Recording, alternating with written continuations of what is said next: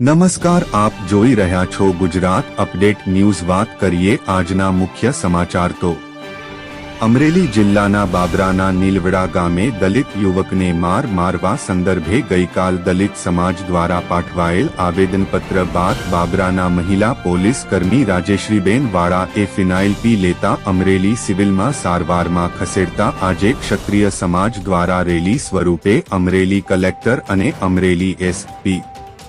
ને આવેદનપત્ર પાઠવીને ક્ષત્રિય સમાજ દ્વારા આરોપીઓ નહીં પણ સમાજના અમુક ખોટા વ્યક્તિઓને હેરાન પરેશાન ન કરવાની રજૂઆત ક્ષત્રિય સમાજ દ્વારા કરવામાં આવેલ હતી ને અમરેલી કલેક્ટર અને પોલીસે ખાતરી આપવામાં આવી હતી ને નીલવડા પ્રકરણમાં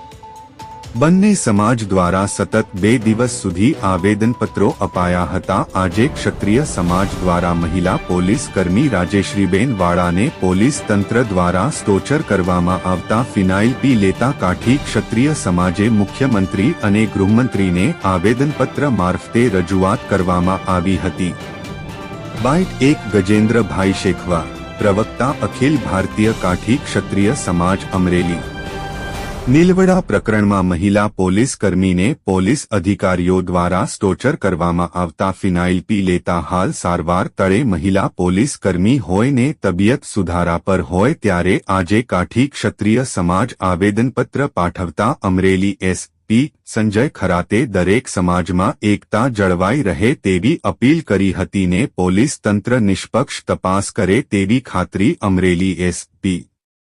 સંજય ખરાતે આપી હતી।